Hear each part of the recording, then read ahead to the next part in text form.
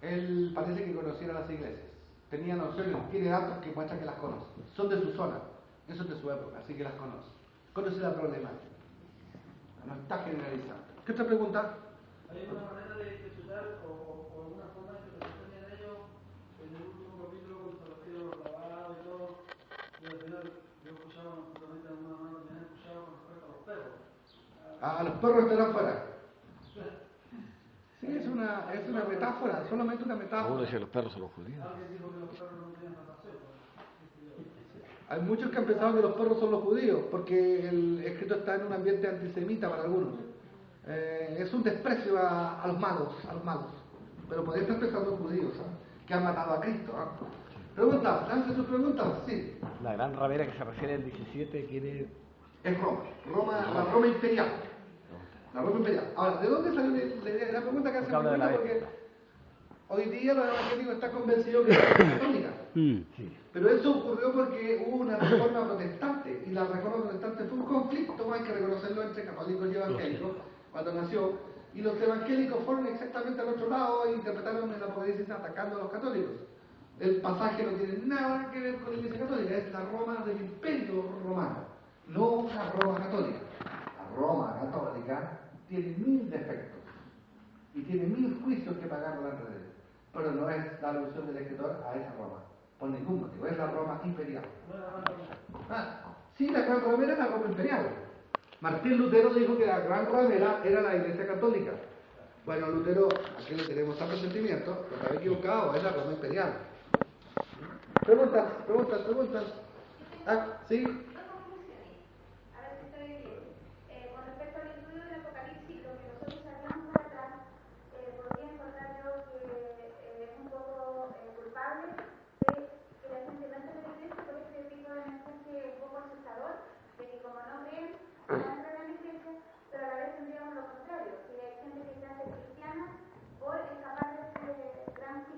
¿Sí? Sí, muy bien. Sí puede ser. La razón para que las personas sean cristianos nunca debe ser el temor, sino debe ser el amor que siente por Jesucristo, por Dios. El libro, si se predica para provocar asusto, ha violado el sentido del libro. El libro pretende consolar. Es todo lo contrario de lo que pretende. Cuando uno lo usa para asustar, ha torcido el sentido del libro. El libro pretende consolar y dar esperanza y dar ánimo y dar aliento. ¿Pregunta? No hay tantas como se ponía, pensaba que había más, ¿no, Julio?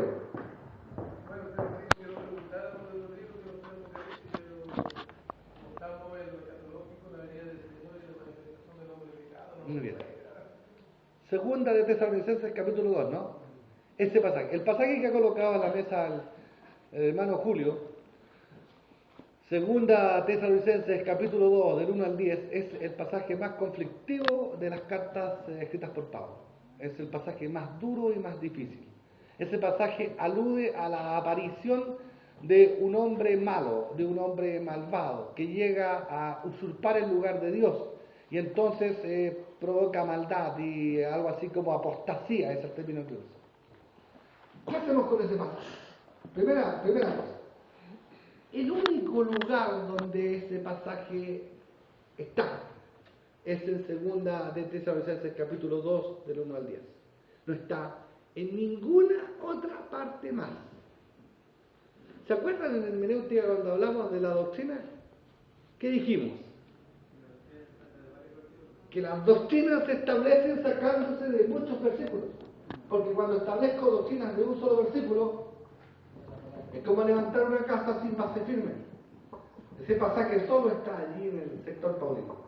¿De dónde lo ha sacado el escritor? Bueno, en la creencia judía estaba la tradición de que surgiría un anti-Yahvé. No se usaba la expresión anticristo, sino anti-Yahvé. Estoy hablando del siglo II y del siglo I, antes de Cristo. Un opositor a Dios. Los judíos pensaban que ese opositor a Dios vendría de la tribu de Dan, porque basados en una misna del capítulo 48 de Génesis, cuando Jacob, después que describe a Adán, dice, Dios me salve.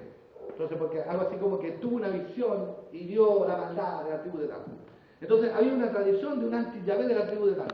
Basado en esa tradición del anti-Yahvé de la antigüedad, el escritor usó y colocó este pasaje mostrando que en el tiempo futuro, para él vendría la aparición de un hombre malo. De allí, la Edad Media especialmente desarrolló el concepto del anticristo y lo mezcló con la bestia del Apocalipsis, con el cuerno pequeño del libro de Daniel, con Gog del libro de Ezequiel, y armó el concepto del anticristo y de la gran tribulación. Entonces los cristianos hoy día viven expectantes, esperando que aparezca la gran tribulación con el anticristo. ¿Qué voy a decir? La primera cuestión es, como no ha ocurrido, lo peor que podría hacer es ser dogmático. Es decir, si yo digo que Chile le va a ganar 3-1 a Argentina, seguro, no podría asegurarlo porque no se ha jugado el partido. Como no se ha jugado, lo peor es ser dogmático. ¿Me entienden? Me voy a comer 6 empanadas mañana. Capaz que no puedo comer 6, me como 3. No puedo asegurar lo que no ha ocurrido. Ese episodio nunca ha ocurrido en la historia. Nunca. Por tanto, como no ha ocurrido, nadie podría aventurarse a decir cómo va a ocurrir. Usted me está embolando la verdilla, no quiere enfrentar la cosa. Tengo un problema con el pasaje, y no solo yo, sino los teólogos en cuanto a qué hacer con este pasaje. Razono así. Si Pablo escribió el pasaje, y lo escribió en la segunda carta, alrededor del año 51, al principio de su labor como escritor, y después escribió varias cartas más, ¿por qué nunca más mencionó el hombre de pecado? ¿Por qué no lo mencionó? Una posibilidad, porque se dio cuenta que se había equivocado. Segunda posibilidad, porque él no la escribió en la carta.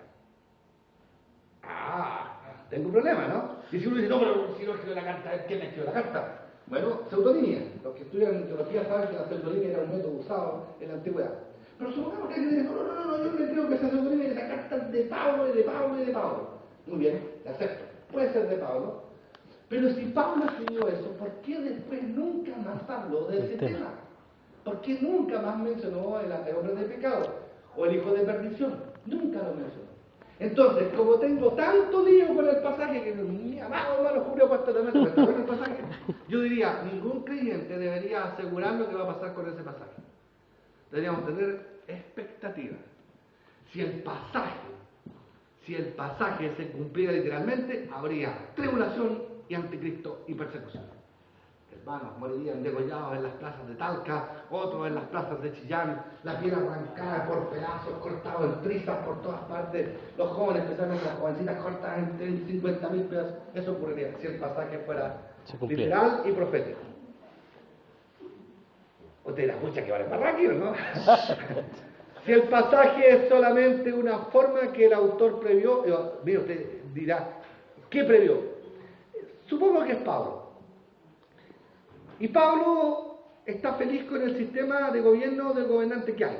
El gobernante es Claudio. Y Claudio es genial. Claudio funciona bien. Y entonces Pablo dice, pero tendrá que ser quitado el que impide, en este caso Claudio, y aparecerá el malo, y el malo querrá cortar cabezas. Y el malo es Nerón. ¿Están pensando en Claudio y Nerón? Muchos teólogos como Tertuliano ya de ahí dijeron que Pablo estaba pensando en Claudio y Nerón. Otros han pensado que estaba razonando respecto a la cuestión de la validez del imperio y de la relación con la anarquía. Nadie sabe cómo interpretar bien el pasaje. Si trajéramos a un teólogo alemán, que son muy pragmáticos, y dijéramos, profe, mire, aquí hermano Julio esa de Chillán nos tienen cajonados con esta pregunta, ¿qué hacemos? ¿Sabe qué diría? No hay problema, no se preocupe, el pasaje no es paulino. Es solamente el aporte de un judío que está razonando respecto al tema de la parusia, porque la parusia no se ha producido. La parusia es la segunda venida, no se ha producido. ¿Y por qué no se ha producido? Porque todavía tiene que aparecer el hijo de la maldad.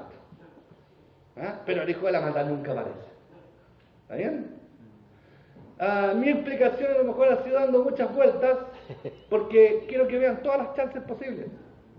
A mí me parece que el pasaje es tan conflictivo que no debería servir como base para establecer una doctrina tan importante como la gran tribulación y la aparición del anticristo. Eso provocaría puro escándalo mental y miedo en el corazón de mucha gente. Y no tendríamos certezas plenas. Porque cuando habla de la gran tribulación en el sermón del Monte del Olivar Jesús, esa se puede muy bien vincular con la destrucción de Jerusalén. Cuando habla Daniel la persecución del cuerno pequeño, eso se puede muy bien vincular con la persecución seleucida. Cuando habla Apocalipsis de las persecuciones, se vinculan con las persecuciones de Domiciano. Cuando habla de Gog, el libro de Ezequiel, se vincula con la esperanza de que el mal sea finalmente derrotado. Este pasaje, que parece no tener solución, ha habido personas que pasan 10, 15 años dando vuelta al pasaje, y yo lo he leído tantas veces, de tantas maneras en la lengua griega, para tratar de ver cómo entenderlo.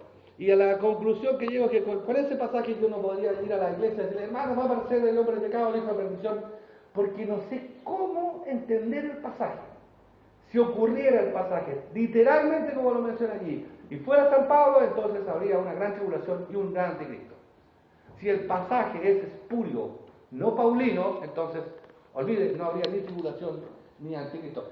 Usted, ¿cómo todo va a depender de un solo pasaje? Ahí está el problema, no se deben establecer doctrinas basadas en un solo pasaje, porque necesitamos encontrar más edificios para levantar el edificio. Con ese solo pasaje no podemos. ¿Está bien o no? Más o menos. Pregunte todo lo que quiera sobre el pasaje si cree que hay más. No hay claridad con ese pasaje, Porque si uno dice, hay un anticristo y una gran tribulación en el libro Apocalipsis, futuro no, del tiempo antiguo sí, en Daniel futuro no, del tiempo antiguo sí, en Evangelio de Sermón del Monte Olivar, futuro no, del tiempo antiguo sí, pero ese ya no es del tiempo antiguo, este parece del tiempo futuro, el de Tesalonicenses, pero no puede levantar doctrina con un solo pasaje, no tengo cómo justificar ese pasaje con otros pasajes bíblicos. Por lo que no estoy diciendo, si usted dice, usted asegura que no habrá anticristo, no se puede ser dogmático de algo que no ha ocurrido, ¿cierto? Cualquiera que fuera dogmático de algo que no ocurrió, porque es muy torpe, porque ¿cómo puede estar seguro de algo que no ha ocurrido? Entonces, como uno no quiere que diga algo hoy y 2 años después se tiene que repetir, digo, ese pasaje altamente difícil, el más complejo de los pasajes del Nuevo Testamento en las cuestiones de escatología. A mí se me solucionaría todo diciendo que el pasaje es espurio. Eso significa que es una pseudonimia, que no es del apóstol Pablo. Eso les podría provocar un problema a algunos diciendo, pero ¿y qué es la inspiración? Bueno, el tema está en que la inspiración, el libro completo, la escritura es soplada por Dios, pero tendríamos que ver los detalles de cada pasaje. Este pasaje es altamente complicado y por ningún motivo yo justificaría que allí está el anticristo o la tribulación final, ¿no? ¿Algunas preguntas más? Dale. La venida del Señor es un hecho rotundo, literal, absoluto, que no hay forma de saber cuándo ocurre, ni cómo ocurre, ni de qué manera, ni dónde. Sobre eso mismo, arrebatamiento es lo mismo. Arrebatamiento es exactamente lo mismo que segunda venida. El arrebatamiento en el griego harpasos, la palabra venida parusia o epifania o apocalipto, todos son sinónimos. Segunda venida es un hecho que ocurre. La única discusión con segunda venida sería si el evento es histórico o suprahistórico. Si el evento es histórico, significa que ocurre aquí en la historia. Eso significa que es muy literal. El cielo se abre, Cristo baja, todo el mundo lo ve, los cuerpos se... Sí, algo así. Entonces, acá hay gente consciente de que es literal. Eso sería histórico. Suprahistórico significa que no ocurre en la historia y que no hay forma de imaginar cómo ocurre. Sí, ocurre de manera misteriosa, especialmente cuando nos morimos. Cuando morimos algo ya no hay historia. Nos encontramos con Dios, en un sentido se está cumpliendo el evento. Ambas verdades son válidas porque ambas puede uno justificarlas con la escritura. Ahora, si yo tuviera que ir a votar, yo votaría clarito de cómo ocurre, pero sin embargo, cada uno debe, estudiante, pensar, ¿el evento ocurrirá en la historia o ocurre fuera de la historia? Lo importante es que ocurre. ¿Se da cuenta, no? Ese evento que ven ahí, recuerde, es una visión sumamente literalizada del episodio. ¿Ya? La verdad del evento que es que el pueblo de Dios se encuentra con el Señor. Esa es la verdad. Pero el punto es cómo se produce ese encuentro. Así literalmente, o de un modo que nos supera y que yo no puedo ni siquiera imaginarlo. A mí, si tengo que votar, yo voto por los segundos, no tengo duda. El evento no puede ser tan terrenal. Porque tengo un gran problema. Por ejemplo, si la venida histórica, terrenal, literal, dice el texto de Apocalipsis que todo ojo lo verá cuando viene bajando. Otro dice que no. Miren el sol. En este momento salimos afuera, miramos el sol, solo se ve el sol en esta parte del mundo. No lo estamos pudiendo ver del otro lado del mundo. A la noche nosotros no lo vamos a poder ver. Y el sol tiene un tamaño gigantesco para que la venida de Cristo pueda ser vista desde todos los rincones. ¿De qué tamaño tiene que ser la figura de Cristo? Desde la tierra. ¿Te das cuenta? ¿Cómo lo solucionan los hermanos? Bueno, el problema lo vemos por televisión. Ahí un chorro. O por internet. Aparece en Google la segunda, en YouTube la segunda vez. La verdad que para mí es subhistórico. Nos supera, nos trasciende. Es inimaginable. Nadie está grabando, nadie está entrevistando a Cristo cuando viene bajando. Es algo que nos desborda. Pregunta. ¿Qué pasa cuando en la parte el ángel le pasa la caña para medir el reino? El que use caña para medir es un símbolo judío muy antiguo de protección. Mire esto, midiéndolo significa que está protegiéndolo. Porque tiene medida. Sí, Tantos hectáreas. Sí, la ciudad tiene medidas, pero si usamos el símbolo para todo el libro, esas medidas son solamente un añadido accesorio a la figura, pero no es que la ciudad en realidad tenga espacio. Mira lo que vas a tratar de decir. Si tiene espacio, quiere decir que es una ciudad limitada en el tiempo y en el espacio. Resulta que Dios vive en esa ciudad y Dios no está limitado ni por tiempo ni espacio. A ver, tratemos de pensarlo de esta manera. ¿Dónde está Dios? Si uno piensa que está ahí arriba, uno tendría que subir para arriba y subiría, no lo encontraría nunca. Y si uno fuera por planeta, por capeta, y salía de la galaxia y visitara las miles y millones de galaxias, con miles de planetas cada galaxia, y ninguno encontraría a Dios, diríamos que Dios no existe. No, lo que pasa es que Dios no está en ningún lugar físico, porque Dios es metafísico, no tiene forma. Así que ¿por qué Dios vive en una ciudad que tiene forma? Y además que hombres que mueren acá se van a ese mundo y estos hombres han derrotado la mortalidad. No están limitados por el espacio y el tiempo. Esa ciudad es un símbolo del encuentro de Dios con los hombres, pero no es una ciudad de un tamaño específico. Eso es un juego nada más, un símbolo. ¿Qué otra pregunta hay? ¿Preguntas? ¿Se agotaron las preguntas? Sí. ¿Dónde el tema de la batalla de Armagedón? Ya. Si hay batalla o no hay batalla de Armagedón, esa es la pregunta, ¿no? Sí. Los que son literalistas esperan una batalla real que va a ocurrir, van a pelear, vamos a estar tirando de bombas a los malos y los ángeles tirando granadas, el anticristo defendiéndose. Bueno, eso para mí es simplemente parte de una muy buena película de ciencia ficción. El enfrentamiento entre el bien y el mal. Un enfrentamiento donde no pelean los seres humanos, sino hay armas terrenas. Donde Dios derrota al mal con las fuerzas divinas. Que son fuerzas que nosotros no entendemos cómo van a funcionar. ¿Cómo va a matar al diablo? ¿Cómo va a derrotar al mal? ¿Cómo va a derrotar toda la maldad? ¿Cómo no va a hacerlo? No con fuerzas humanas, no con armas, no con cañones, ni con fusiles, ni con tanques. Al mal no se le derrota con tanques. Dios lo derrota con las fuerzas que tiene Dios. Así que simplemente es una forma espiritual de... La batalla de Armagedón es el gran conflicto final, donde el bien derrota al mal. Pero, y si te preguntas, ¿por qué Armagedón?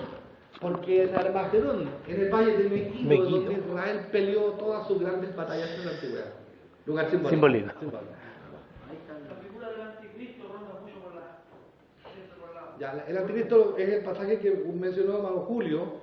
El vocablo anticristo no aparece nunca en el Apocalipsis, solo aparece en las cartas juaninas, la primera de Juan, la segunda de Juan, y es el contrario a Cristo.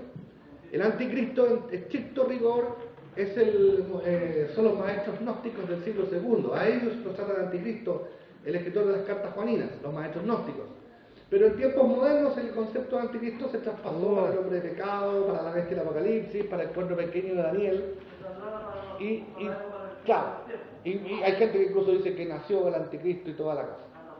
A mí me parece que si alguien me convenciera que ese pasaje que citó el hermano Julio, que Pablo profetizó la venida de un hombre de pecado y de perdición, si alguien me convenciera de que eso va a ocurrir, yo creería. Hasta ahora nunca me convencí de que eso va a ocurrir. El pasaje es difícil, lo reconozco, pero tengo modos de explicarlo donde no tenga que aceptar la aparición de un anticristo o un hombre malo en el fin del tiempo. Ahora, si yo dijera que eso no, imposible que va a ocurrir, eso sería tonto, porque sería dogmático. Digo, me parece que desde el punto de vista de la interpretación no tengo que pensar siquiera que va a haber un anticristo. Pero no significa que esté 100% seguro de que no podría ocurrir, porque como no ha ocurrido, siempre puede quedar ahí una fichita que uno diga, capaz, pues, no hace caso. Pero pareciera que con la escritura no se puede. Yo voy a preguntar algo más que acá. Se habla también mucho de los 7 años. Ya, muy bien, 7 años. Y se habla que en medio de los 7 años se violó un pacto. Sí, 3 años. Centenial. ¿Y quién es el que viola el pacto? Sí. Bueno, los 7 años es una figura de un periodo completo. El primero que la utilizó fue Daniel, para referirse a la persecución seleucida. Y esa persecución duró prácticamente 3 años y medio, 4 años. Año 171 comenzó la persecución y culminó en el año 164, antes de Cristo. El imperio seleucida, los griegos nortinos de Siria, persiguieron a los judíos que no aceptaron hacerse griegos en su pensamiento y en sus costumbres. Masacraron a muchos judíos, no cristianos, porque el cristianismo uno nacía. Eso está relatado en los libros de Primera y Segunda de los Macabeos. En los 7 años fue el periodo de persecución. A los 3 años y medio, el príncipe griego, Antíoco Epifanes IV, violó el pacto y masacró a los judíos. A eso se refería.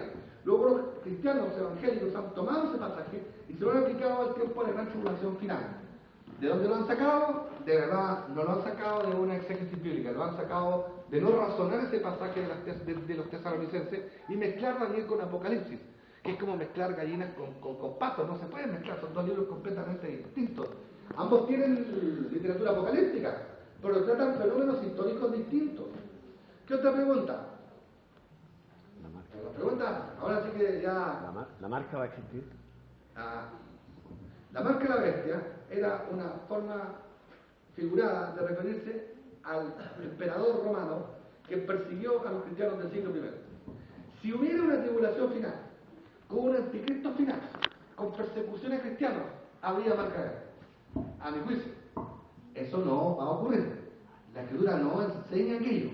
El único pasaje en el cual podían defenderse y levantar los pies violentamente es Segunda de Tesalonicenses capítulo 2. Pero yo no puedo construir una doctrina tan importante basada en un solo pasaje bíblico. Ahora usted dirá, ¿y entonces no hay segunda venida? Sí, la segunda venida no tiene por qué estar vinculada con una tribulación, ni con un anticristo. Es la segunda venida de Cristo. No está relacionada. Aunque siempre la Iglesia vinculó históricamente que al fin del tiempo habría una gran persecución. ¿Cómo lo habían concluido? Era casi una cuestión de ejercicio de lógica. La primera iglesia tuvo una gran persecución, la última iglesia tendrá una gran persecución.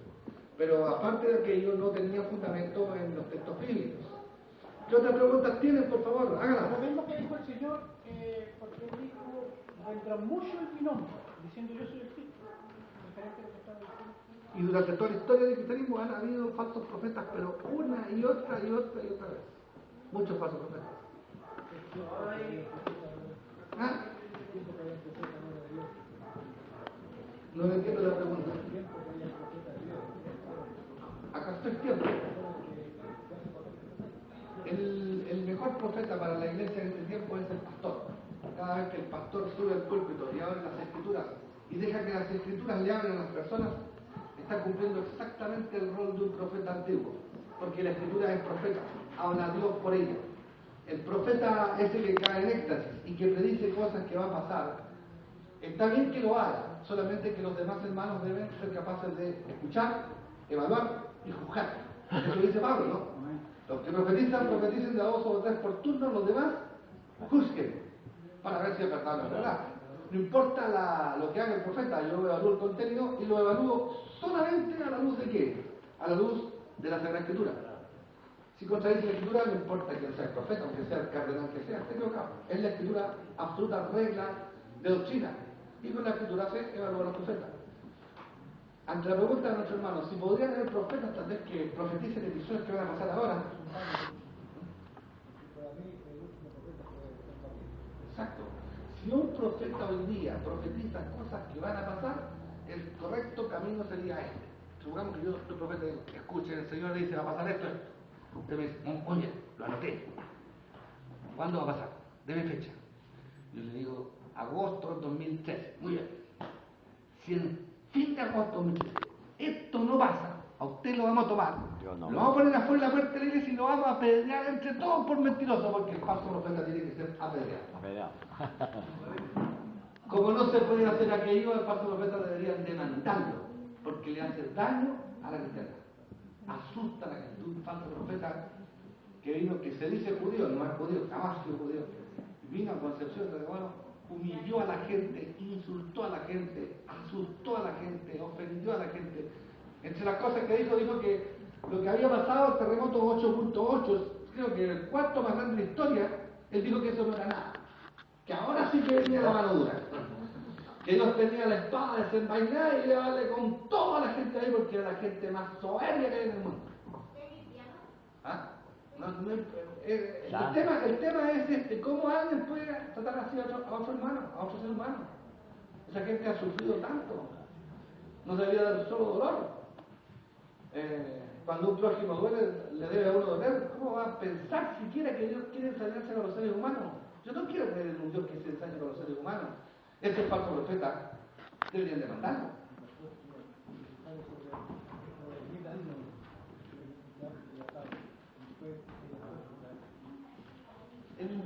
Para el escritor, el diablo había sido soltado en ese momento en donde persiguió y mató creyentes. Hoy día, claramente sabemos que el diablo está suelto, no está atado, anda haciendo pura maldad. Pero como creyentes debemos esperar el día en que Dios lo tenga atado, y bien encarcelado y destruido. Por ahora está suelto y hace mucho daño, hace mucha maldad. Incluso nos utiliza a nosotros mismos para hacernos daño unos con otros. ¿Cómo será el diablo? La guerra ahorita, ¿eh? Exactamente, para que lo entendiera.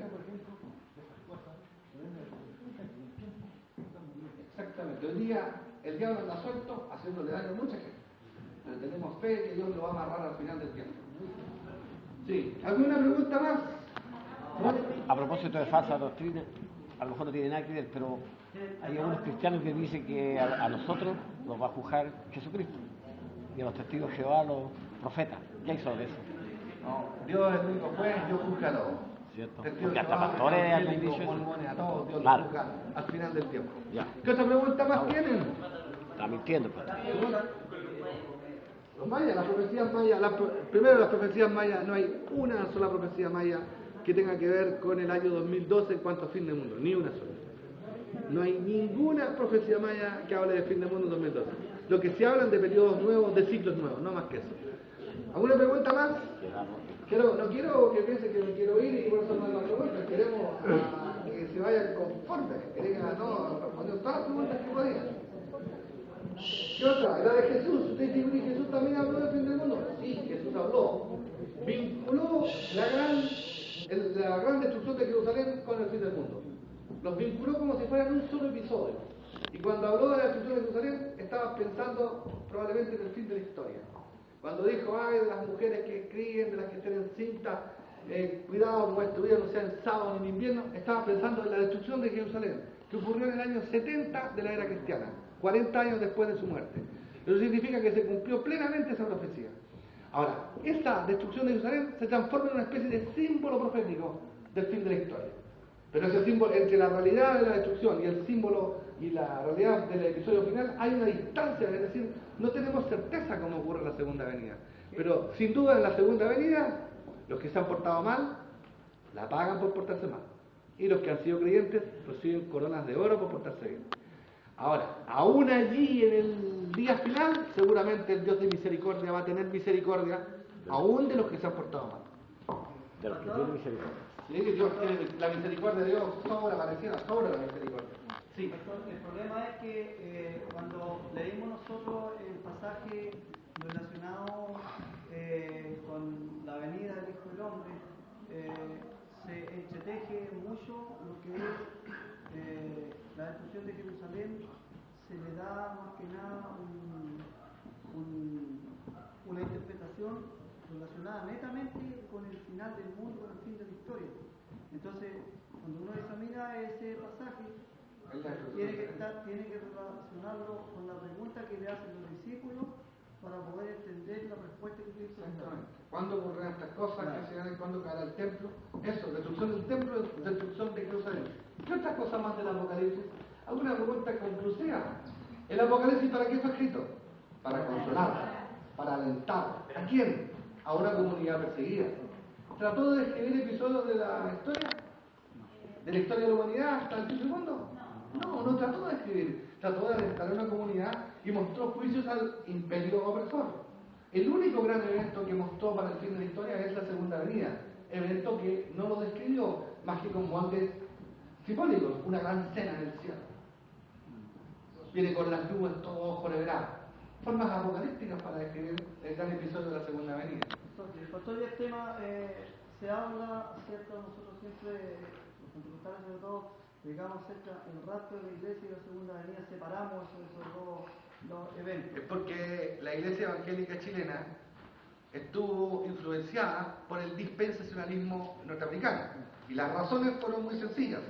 Nuestros antepasados aquí en Chile no tenían mucho acceso a educación y lo que recibían eso lo hacían propio. La Biblia más popular en Chile desde 1950 en adelante hasta 1980 fue la Biblia de Scofield. Todos los buenos biblistas que predicaban tenían una Biblia de Scofield. Era como haber ido a un seminario teológico, la Biblia de Scofield. Bueno, la Biblia de Scofield fue preparada por un discípulo de Guillermo Darby, tiene todas las notas dispensacionalistas. Es una Biblia que tiene ripios notables en su doctrina, especialmente en su escatología.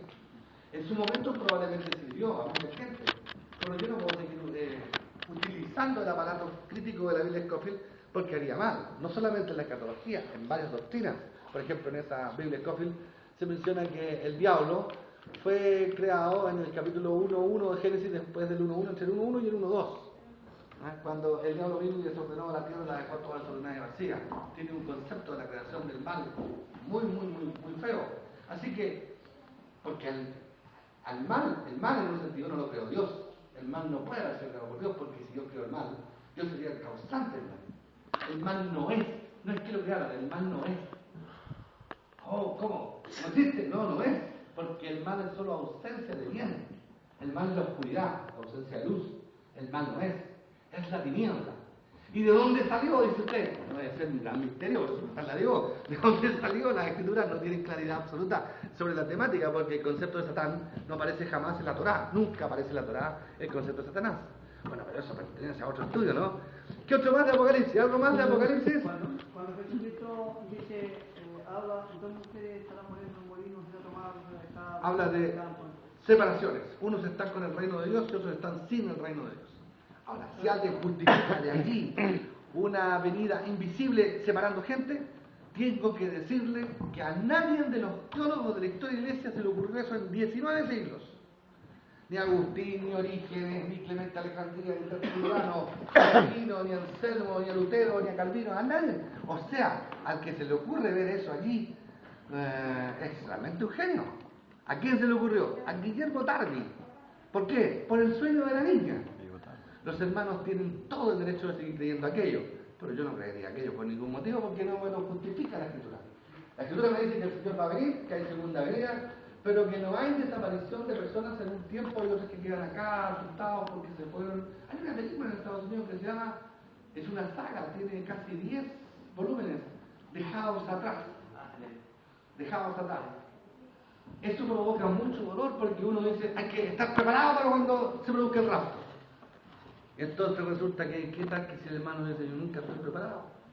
Qué distinto es decir, me lavó en su sangre, me perdonó en su sangre, soy su hijo, no tengo mérito que juntar.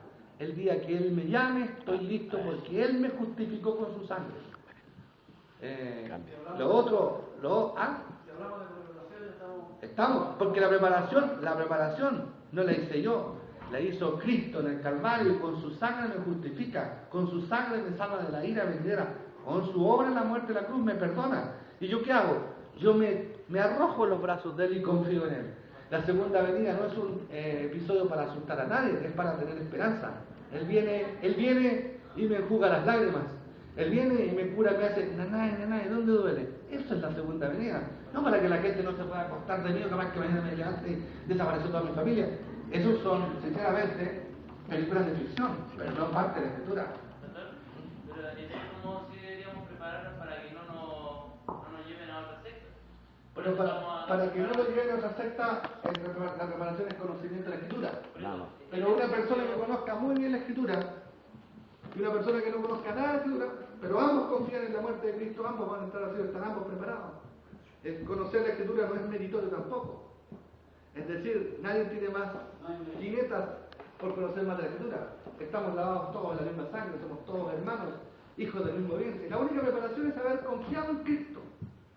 Somos hombres con virtudes, mujeres con virtudes, pero también somos hombres con defectos y mujeres con defectos. Esos defectos muchas veces nos acompañan casi todo el viaje. Los más viejos saben que nunca llegamos a ser buenos, ni de cerca de buenos. Mientras más honestos con nosotros mismos seamos, vamos a darnos cuenta que si la salvación fuera, dependiera de ellos, perfecto, se fue al infierno. No depende de nosotros, la salvación depende de la obra de Cristo. Y el creyente no se prepara haciendo mérito especial, confía en Cristo. Y la segunda venida es el fin del viaje. El fin del viaje para el cual el boleto ya fue comprado. El creyente confía gozosamente en su Señor y espera el día de su muerte con fe y esperanza, no con miedo. Porque en el temor no hay amor, en el temor no es de Dios. El amor vence el temor. Confía en la muerte del Señor y no hay mérito que valga. Los méritos se ponen a un lado, cualquiera sea el mérito. Mis oraciones no me llevan al cielo. Oro no porque Él me va a recibir mejor en el cielo, oro porque Él me ama. Oro porque tengo sentimientos por Él. Oro porque estoy agradecido, pero no para que así yo alcance mérito. El creyente, por eso el problema con la segunda venida, con rapto secreto invisible, con dos venidas, dos etapas, es que provoca un caos en la mente de la persona. Porque muchos jóvenes crecen pensando, he escuchado señoras que dicen, yo creía que me podía una noche acostar y al otro día estar yo sola y mis hijos se lo habían llevado al Señor al cielo y yo me había quedado en la tierra. Eso provoca grandes conflictos mentales. A nadie que estudió la teología se le ocurrió pensar así la segunda venida. Fue un sueño y ese sueño tuvo tanto impacto en la zona de la iglesia de los hermanos libres, porque ahí nacieron los hermanos libres en Inglaterra, tuvo tanto impacto y Darby luego se lo transmitió a sus discípulos hasta que por fin llegó a Scofield en el mismo siglo. Scofield lo colocó en la Biblia de Scofield y los grandes evangelistas que vinieron a Chile creían eso. Estoy pensando en Jimmy Swaggart y Gigi Allen, creían eso. Una vez me dijo una alumna que dice, ¿por qué tengo que creerle a usted si no le voy a creer a mi pastor Gigi Ávila? Y yo le digo, no tiene que creer a mí, evalúelo con la escritura. Y si con la escritura, solo la escritura, sea la que le pruebe a usted todas las verdades, no tiene que creer, tiene que creer la escritura. Yo no trato de creerle a nadie, solo la escritura. Y si el predicador famoso lo dijo, no importa que lo dijo, la escritura debe ser la que evalúe bien. ¿Qué otra pregunta? ¿Tiene otra pregunta, hermano?